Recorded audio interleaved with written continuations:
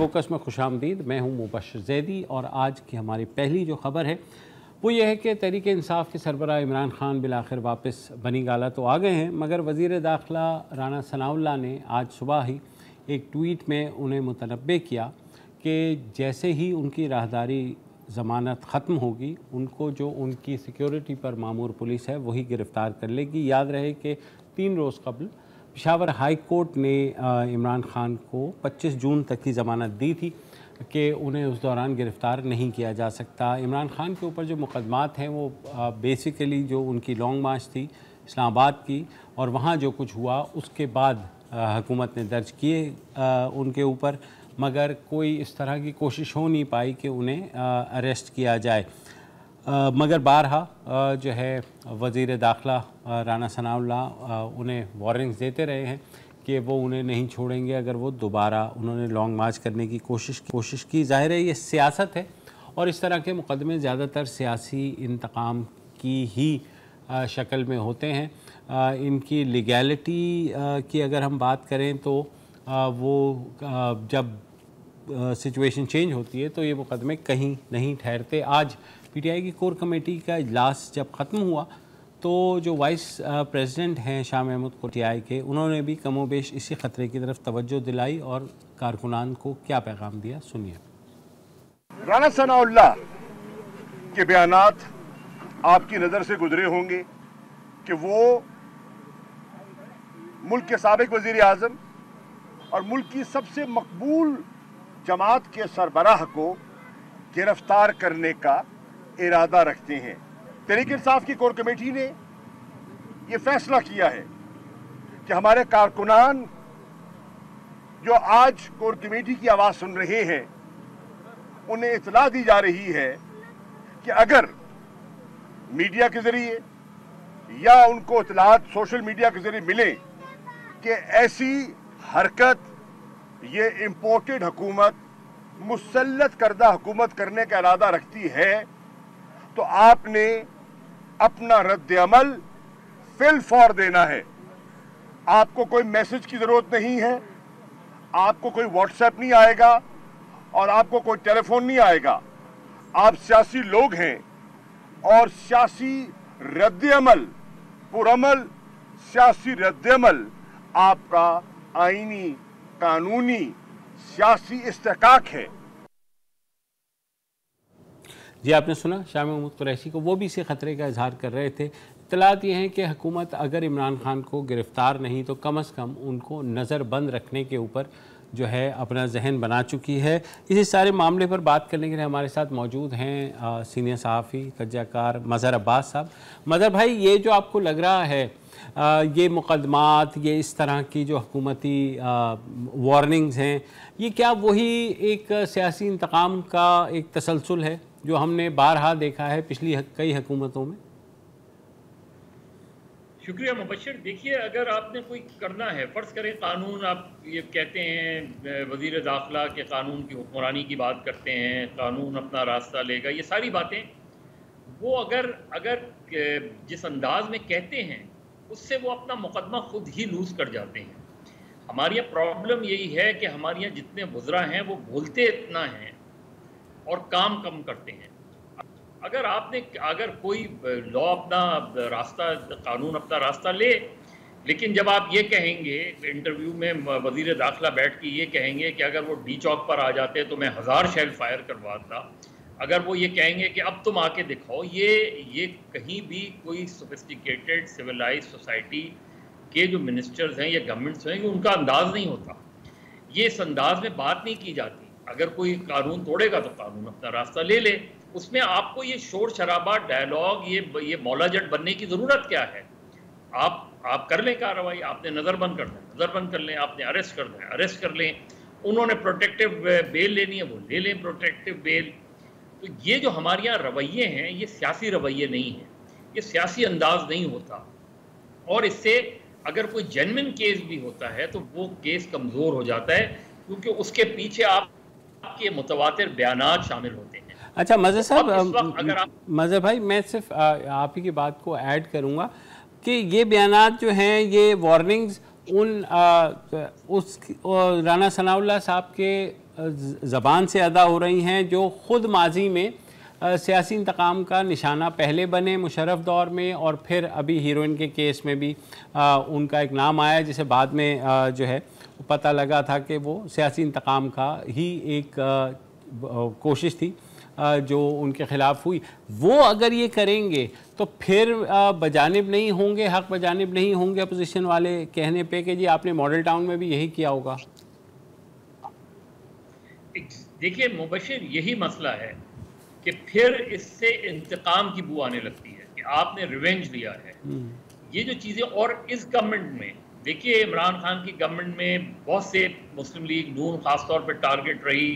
مسلم league نون کے کئی رہنما گرفتار ہوئے، لمبے لمبے ان کے ریمانڈز لیے گئے، لیکن ان میں کسی نہ کسی مقدمے میں اور انکوائریز میں جس میں جو کرپشن ہے، منی لانڈرنگ ہے، نیب کے کیسز ہیں، اس میں پکڑا گیا. یہ جو 25 مئی کو ہوا، یہ آپ نے پیورلی پولیٹیکل ڈیمانسٹریشن کے نتیجے میں آپ نے گرفتاریاں کی. یہ جو آپ نے جیسے یہ جو تشدد کی ویڈیوز نظر آئیں، چاہے وہ ڈاکٹر یاسمین راشد ہوں، جسٹس ناصرہ اقبال کے گھر پہ چھپا، یہ پیورلی پولیٹیکل وکٹمائزیشن میں اس لیے آئے گا کہ یہ صرف آپ نے ان پہ کوئی مقدمہ نہیں تھا جن کے گھر پہ آپ نے چھاپا مارا. جسٹس ناصرہ اقبال کے گھر میں چھاپا کیوں مارا آپ نے؟ اور نہ ہی کوئی وارنٹ تھا، نہ کوئی وارنٹ تھا. تو یہ جو ہے یہ پھر سیاسی انتقام کے زمرے میں آئے گا. بالکل. میرا خیال ہے مسلم لیگ نون کی گورنمنٹ جو ہے وہ جس طریقے سے، یا مسلم لیگ نون اور ان کے اتحادیوں کی گورنمنٹ ہے، اس کو یہ سوچنے کی ضرورت ہے کہ اب چند ماہ بعد آپ نے الیکشن کا پروسیس شروع ہو جائے گا. الیکشن اس سال ہوتے ہیں، اگلے سال ہوتے ہیں، یہ ایک الگ ڈیبیٹ ہے. لیکن آلریڈی آپ بجٹ اور مہنگائی کے جو ہے، لوگ جو ہیں مہنگائی سے تنگ ہیں، مسلسل آپ کو سخت فیصلے کرنے پڑ رہے ہیں. تو آپ ان بجائے اس کے کہ لوگوں کو ریلیف کی طرف جائیں، آپ اگر عمران خان کو نظر بند کر دیں گے، ان کے لیڈروں کو نظر بند کر دیں گے، تو سیاسی رہنما اگر نظر بند ہوگا تو اس کی صحت پہ تو اثر نہیں پڑتا. اس کو تو فائدہ ہوگا سیاسی طور پہ. ملک بھر میں ڈیمانسٹریشن شروع ہو جائیں گے، پھر کیا کریں گے آپ؟ مظاہرین کو پکڑیں گے، پھر کیا کریں گے؟ تو میرے خیال میں جو بھی مسلم لیگ نون یا ان کے اتحادیوں کی جو قیادت ہے، اگر وہ یہ سمجھ رہی ہے کہ اس طرح کے اقدامات سے آپ کسی بھی سیاسی جماعت کو روک پائیں گے، تو ہو سکتا ہے کہ آپ لانگ مارچ یا اس سے روک پائیں، لیکن اس کا سیاسی فائدہ پھر اسی جماعت کو جائے گا، حکمراں جماعت کو نہیں جائے گا. اچھا مظہر صاحب، کچھ آڈیو لیکس بھی آ رہی ہیں، ایک پچھلے ہفتے آئی، ایک آج جو ہے مسلم لیگ نون کے جو عطا تارڑ ہیں اور عظمہ بخاری، انہوں نے ایک پریس کانفرنس میں بھی پیش کی جس میں مبینہ طور پہ دونوں آڈیو لیکس کے اندر ملک ریاض جو ہیں وہ درخواست کر رہے ہیں کہ کسی بھی طریقے سے عمران خان کو یا تو کوئی پولیٹیکل فیور دے دیا جائے، یا ان دس کیس جو ہے وہ فرح گوگی کو جو ہے کوئی فیور دے دیا جائے، اور اس میں خاتون اول بشرا بی بی کا بھی نام آیا ہے. یہ آڈیو لیکس کی ویراسٹی، ان کی اوتھینٹسٹی کوشچنیبل رہتی ہے، مگر یہ سوشل میڈیا پر آ گئیں اور اس کے اوپر اب بحث شروع ہو گئی ہے. اس کے اور نہ پہلی آڈیو لیک کے اندر کسی نے کنفرمیشن یا ڈینائل کیا، نہ ہی ابھی تک اس آڈیو لیک کے بارے میں کسی نے کنفرمیشن یا ڈینائل کیا. تو یہ کیا ہے؟ یہ کہاں ریکارڈ ہوتی ہیں؟ کیسے سامنے آ جاتی ہیں؟ دیکھیں مبشر، مسئلہ یہ کہ آپ نے پریس کانفرنس کی، ایک آڈیو لیک کے اوپر پریس کانفرنس کی، آپ حکمراں جماعت ہیں تو آپ کانسٹیٹیوٹ کر لیں، کوئی کمیشن بنا لیں، کوئی کانسٹیٹیوٹ کر لیں. اس سے پہلے بھی جو آڈیو تھی اس پہ بھی بنا لیں. تو پھر بیانات کس کو دینے پڑیں گے؟ جب آپ تحقیقاتی کمیشن بنیں گے تو کس کو آ کے سرٹیفائڈ کرنا پڑے گا؟ دیکھیے پہلی والی آڈیو لے لیں آپ، جس میں ملک ریاض، مبینہ طور پہ ملک ریاض اور جو ہے ہو رہی ہے. پہلی چیز، جب ایسی کسی بھی لیگ کے اندر 4 فرد تو جو ضروری طور پہ ان کو بیانات ان کو سامنے آنا پڑے گا. ایک یہ کہ یہ آڈیو یا ویڈیو کس نے ریکارڈ کی، کہاں ریکارڈ کی گئی. یہ جو کانورسیشنز ہیں اگر 2 لوگوں کے درمیان ہیں تو آصف زرداری نے کو بیان دینا پڑے گا، ملک ریاض صاحب کو بیان دینا پڑے گا. اسی طریقے سے اب جو آڈیو لیک ہوئی ہے، بنائیں آپ کوئی کمیشن، وہ کرے تحقیقات. کوئی کمیشن بناتے نہیں ہیں، کوئی انویسٹیگیشن ہوتی نہیں ہے، کوئی کیس رجسٹر ہوتا نہیں ہے. ان چیزوں پہ تو کوئی گرفتاری ہم نے نہیں دیکھی. یا تو میرے خیال میں اس کا سوائے اس کے کہ آپ اس کو بحث کر لیں، سوشل میڈیا پہ ایک بحث چلا دیں، एक दूसरे पे इल्ज़ामात लगा दें। इससे ज़्यादा अब तक जितनी भी ऑडियो वीडियो आई हैं वो किसी मंतकी अंजाम तक नहीं पहुँची। अच्छा, आखिरी सवाल मज़हर भाई, ये आज जो पीटीआई की कोर कमेटी का इजलास हुआ उसमें ये कहा गया कि पंजाब में जो ज़िमनी इंतखाब होंगे उसमें पीटीआई भरपूर हिस्सा लेगी, दूसरी जानिब कौमी असम्बली में वो वापस आने को तैयार नहीं हैं। तो आपको क्या लग रहा है सारी सूरत हाल में कि पीटीआई टाइम बाय करना चाह रही है? उनकी स्ट्रेटजी में आपको कुछ तब्दीली लग रही है कि पहले जिस तरह वो ऑल आउट जा रहे थे प्रोटेस्ट में अब नहीं जा रहे? देखिए, उनको दो चीज़ों का अंदाज़ा हुआ 25 मई के उसमें। एक तो सीधी सी बात ये थी कि उन्हें ये अंदाज़ा हुआ कि जिनको वो न्यूट्रल कहते हैं, जिनको अंपायर कहते हैं, वो इस सिलसिले में कोई रोल प्ले नहीं कर रहे, ना करने का इरादा रखते हैं कि बीच में कोई मिडल ग्राउंड तलाश किया जाए। हो सकता है बैक डोर कई चीज़ें बातचीत चल रही हो जिसकी वजह से ये डिफ़र हो रहा है, बार बार डिफ़र हो रहा है, कोई एक माहौल बनाया जा रहा हो। दूसरे ये कि उनको अपनी पीटीआई को अपनी ऑर्गेनाइजेशनल कैपेसिटी का भी अंदाज़ा हुआ कि पंजाब जितने बड़े जलसे होते थे उस तादाद में लोग नहीं निकले, चाहे उसकी वो वजह हो कि रियासती जो तशद्दुद या रुकावटें, लेकिन जेन्युइनली भी जो उनकी ऑर्गेनाइजेशनल है उसकी कमज़ोरियाँ सामने आ गई। लिहाजा उन्होंने अब अगर वो पंजाब में, और ये ज़्यादा बेहतर स्ट्रैटेजी मेरे नुक्ता नज़र से है कि अगर पंजाब में 20 ज़मीनी इलेक्शंस होते हैं उसमें मेजॉरिटी अगर पीटीआई जीत जाती है तो ये हवा का रुख जाहिर करेगी। अगर पीटीआई उन मेजॉरिटी नहीं जीतती और नून लीग रिटेन जो है वो रिगेन कर लेती है इन नशिस्तों पे, तो फिर पीटीआई के लिए बहुत से सवालात उठ जाएंगे कि आपने इतना बड़ा कैंपेन, इतनी बड़ी कैंपेन लॉन्च की, इतनी बड़ी तादाद में लोग निकले, लेकिन पोलिंग स्टेशन तक नहीं पहुंचे। क्योंकि ये याद रखें कि ये 20 नशिस्तें पीटीआई ने जीती हैं।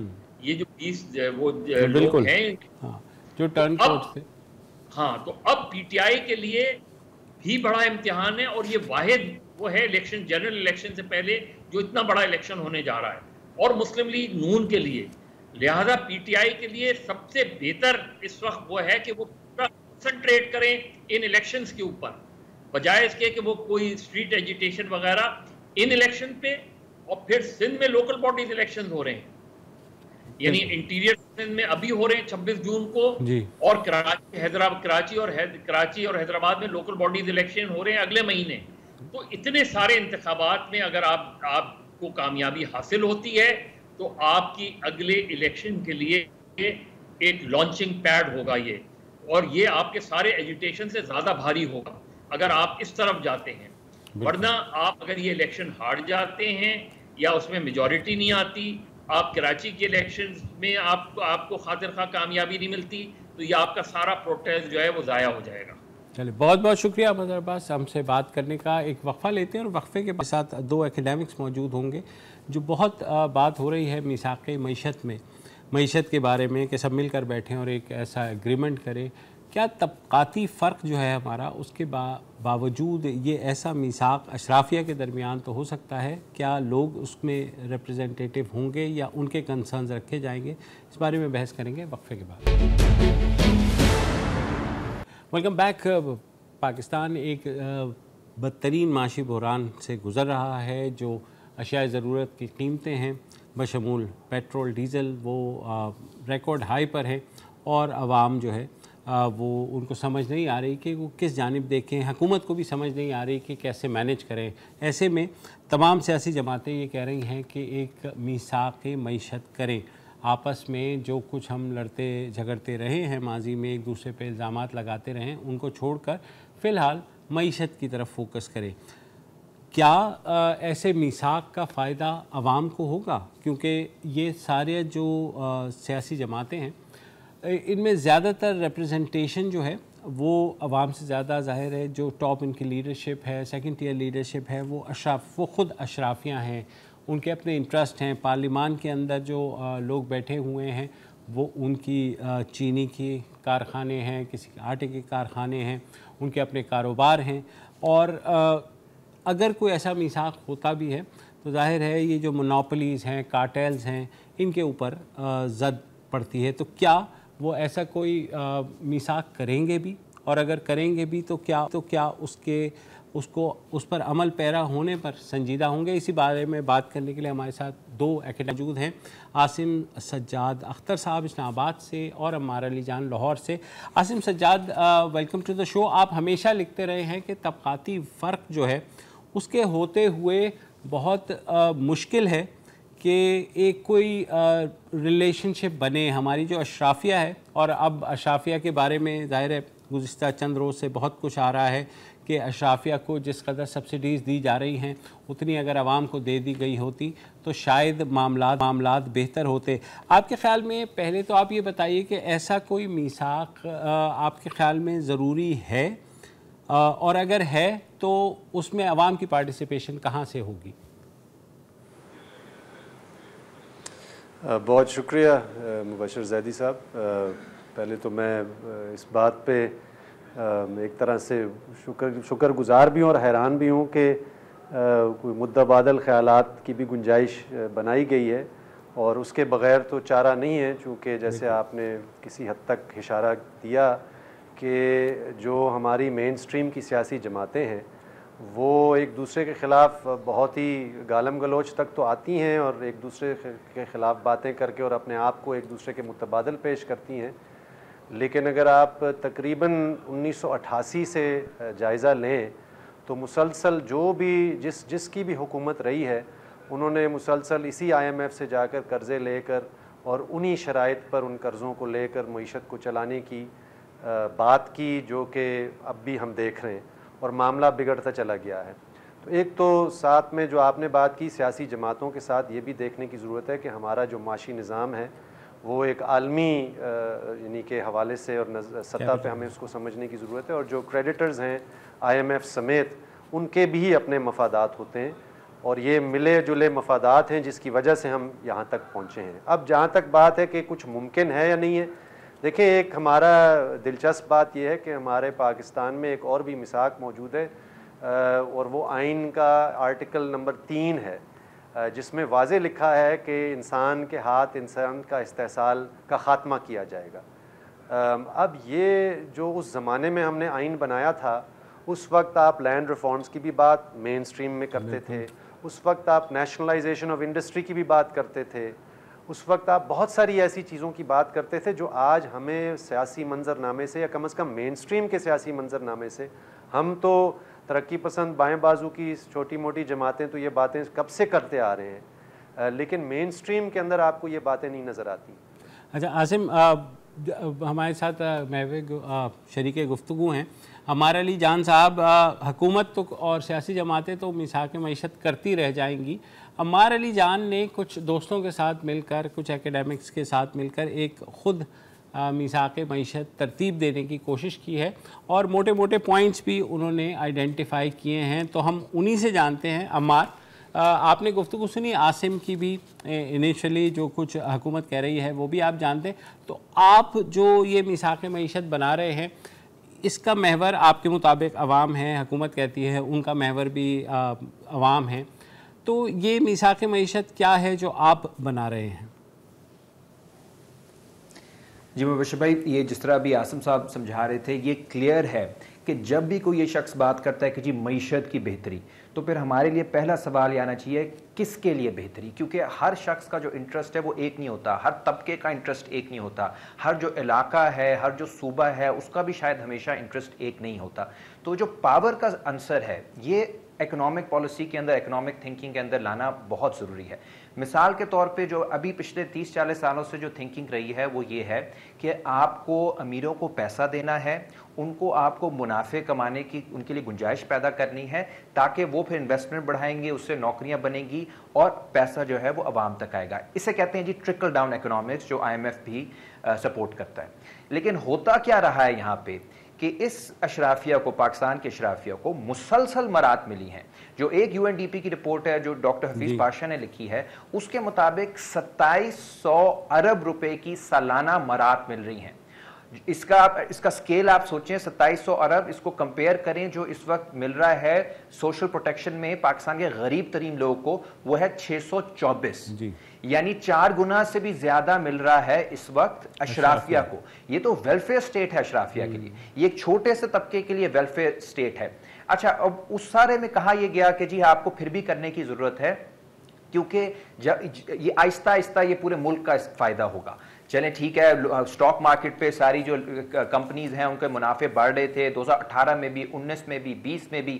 جب ایک دم سے کرونا آتا ہے اس وقت جب ہوتا ہے کہ یار چلیں اب آپ تھوڑا سا, ظاہر ہے اتنا پیسہ ان لوگوں نے بنایا ہے تو پھر کچھ عوام تک بھی ہو. پہلے عمار سوری مجھے وقفہ لینا ہے, عمار مجھے ایک وقفہ لینا ہے, وقفے کے بعد آتا ہوں اور آپ کا چارٹر بھی سنتے ہیں ایک وقفے.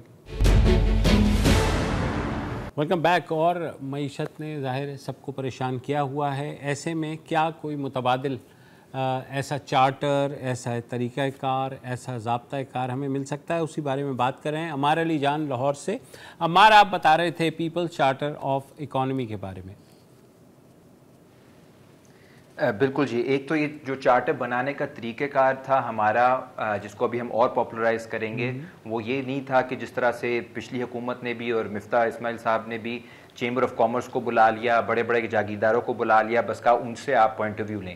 ہم نے فیکٹری ورکرز کو بلایا, ہم نے کسانوں کو بلایا, اسٹوڈنٹس کو بلایا, عورتوں کی تنظیموں کو, اس طرح کے دیگر جو پروفیشنلز ہیں انہیں, اور ان کے ساتھ ایک بات چیت کی. اور جو ایک چیز جس کے اوپر آئی تھنک سب کا اتفاق ہوا کہ یہ جو اس قسم کی واحد قسم کی آپ کے یہ مراد ہیں ایلیٹس کو, ان کو ختم کیا جائے. صرف کارپوریٹ سیکٹر کے اندر 724 ارب کی سالانہ مراد ہیں. 724 ارب آپ امیر ترین لوگوں کو صرف کارپوریٹ سیکٹر میں دے رہے ہو. جو لینڈڈ ایلیٹ ہے, فیوڈلز ہیں, جو پورے ملک کے ترقیاتی بجٹ سے بھی زیادہ ہے ڈیفینیٹلی, اور سوشل پروٹیکشن پروگرام سے بھی زیادہ ہے. اور جاگیردار تو وہ کلاس ہے جس کو 18ویں صدی میں اکھاڑ کے باہر پھینک دیا تھا یورپ نے. یہاں پہ وہ نہ صرف زندہ ہیں بلکہ 370 ارب روپے جو ان کا حق, جو اگر قانونی طور پہ بھی دیکھیں اس سے زیادہ لے کر جا رہے ہیں. تو ہمیں یہ مراد ختم کرنی پڑیں گی, ان کے آڈٹس کرانے پڑیں گے. ملٹری کے بزنسز کا بھی 257 بلین ہے, اس کا بھی آڈٹ کرانا پڑے گا. ان سب کو ہم ریشنلائز کریں کہ یار کس لیول پہ ہم اس طرح سے بلیڈ کر رہے ہیں اس اشرافیہ کو جو اس وقت دبئی کے اندر تیسری بڑی جو اس وقت ہے آپ کی ہاؤسنگ مارکیٹ میں, سب سے بڑے جو انویسٹرز ہیں وہ پاکستانی ہیں, جبکہ ادھر 1 کروڑ گھروں کی شارٹیج ہے. عمار میں آپ کے پاس واپس آتا ہوں, عمار میں واپس آتا ہوں. میں چاہتا ہوں کہ عاصم سجاد سے بھی بات کریں. عاصم, حقوق کی بات, اب میں تو خاصے جو اگر لوگوں سے ملتا بھی ہوں جو خود اشرافیہ کے ہیں وہ بھی تسلیم کرتے ہیں, چاہے وہ ججز ہوں, چاہے جنرلز ہوں, چاہے انڈسٹریلسٹ ہوں, کہ اس ملک میں ایک ایلیٹ کیپچر ہے, اور کوئی بھی اپنے نیچے والے کو حق دینے کو تیار ہی نہیں ہے, جس کی طرف عمار نے بھی اشارہ کیا. مزدوروں کے کوئی حقوق نہیں ہیں, ورکرز کے کوئی حقوق نہیں ہیں, جو پرائیویٹ سیکٹر ہے اس میں کسی قسم کے کوئی حقوق نہیں ہیں, نہ کوئی پینشنز ہیں, نہ کوئی ساتھ کوئی اب کانٹریکچل جابز ہیں جو کہ ایک جو آپ کے سی ای او یا مالک کی مرضی کی جو ہے متقاضی ہیں, کہ اگر وہ آپ سے ناراض ہو گیا تو وہ آپ کو اٹھا کے باہر پھینک دے گا. تو یہ عوام کس طریقے سے پارٹیسپیٹ کریں اس پروسیس کے اندر؟ مبشر بھائی, ویسے یہ تو سیدھی سی بات ہے سیاست کی, سیاسی طاقت کی.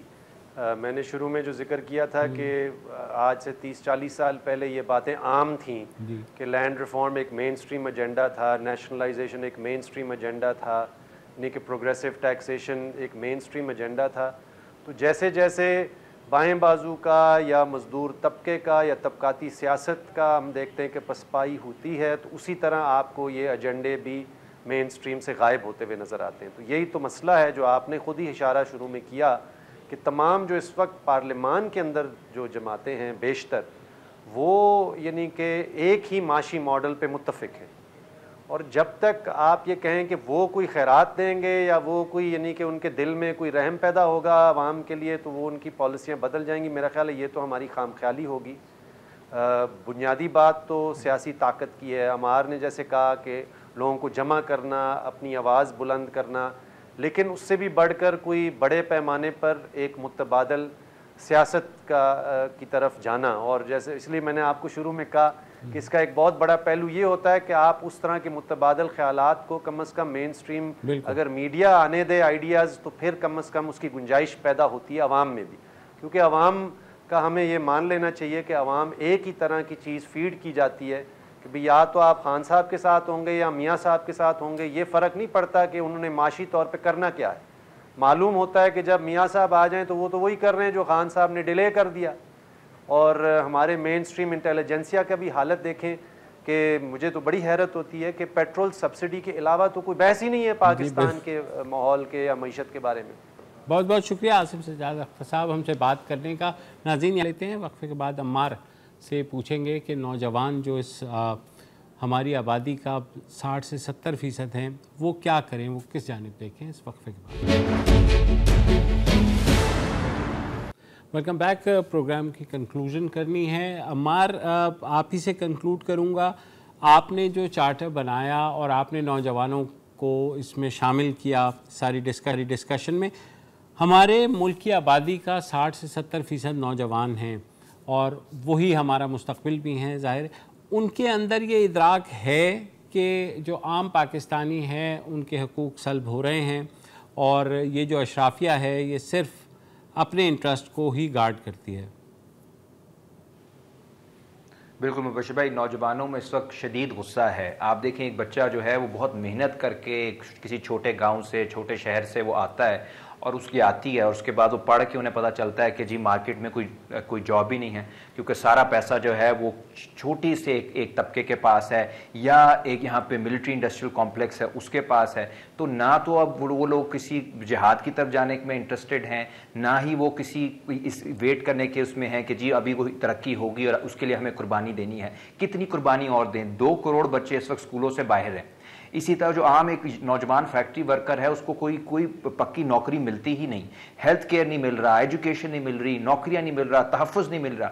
تو اس سب کے بعد جب قربانی دینے کی باری آتی ہے کہ جی معیشت کے لیے قربانی دینی ہوگی, تو ان کا سوال یہی ہے کہ اس بار قربانی کیوں نہ وہ اشرافیہ دیں, تھوڑی سی قربانی جو ہے وہ بیوروکریٹ بھی دیں, جنرل شاہی بھی دیں, سیاستدان بھی دیں, جاگیردار بھی دیں, ہاؤسنگ سوسائٹیز والے بھی دیں. ہر باری جب قربانی دینی ہے تو وہ انہی غریب کے بچوں نے دینی ہے جن کو 75 سالوں سے آپ نے کہا ہوا ہے کہ جی یہ قربانی دے رہے ہیں تو اس کا کبھی نہ کبھی آپ کو پھل ملے گا. دوسری بات اس میں نوجوانوں کے لیے یہ بھی ایک بہت کلیئر ہے کہ نوجوان اس وقت ایلینیٹڈ ہیں, بیزار ہیں, کیونکہ وہ منظم نہیں, انہیں غیر منظم کیا گیا ہے, چاہے ٹریڈ یونین کا حق چھین کے, چاہے اسٹوڈنٹ یونین کا حق چھین کے, چاہے فارمرز کمیٹیز کا حق چھین کے, ان کے اوپر پرچے کر کے, ان کو ڈرا دھمکا کے ان کو اکیلے کیا گیا ہے. افسوس ہے کہ چھوٹا سا طبقہ جو ہے اشرافیہ کا یہ بہت زیادہ منظم ہے, ہر پارٹی کے اندر, بیوروکریسی کے اندر, ہر ادارے کے اندر ان کے لوگ موجود ہیں, جبکہ جو لاکھوں کروڑوں لوگ ہیں ان کو غیر منظم کر دیا گیا ہے. جب تک وہ جو عاصم بھائی بات کر رہے تھے کہ جب تک لوگ منظم نہیں ہوں گے کسی متبادل کے ارد گرد,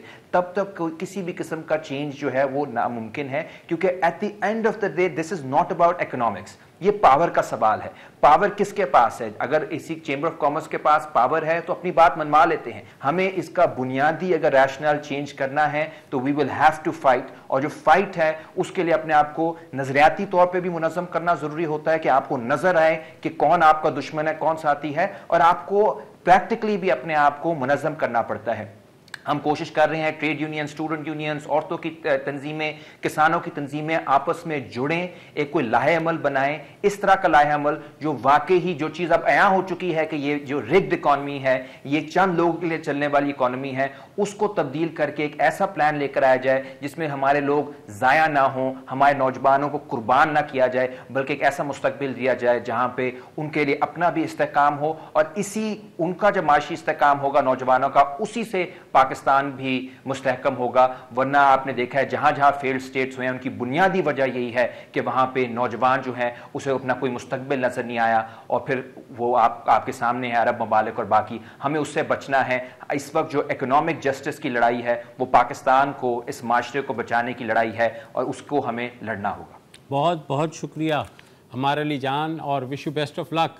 اللہ کرے اور ایسے لوگوں کو جو کہ ایک متوازی پرو پیپل تحریک لے کر کے آ رہے ہیں. ناظرین آج کے لیے اتنا ہی, کل دوبارہ ملاقات ہوگی.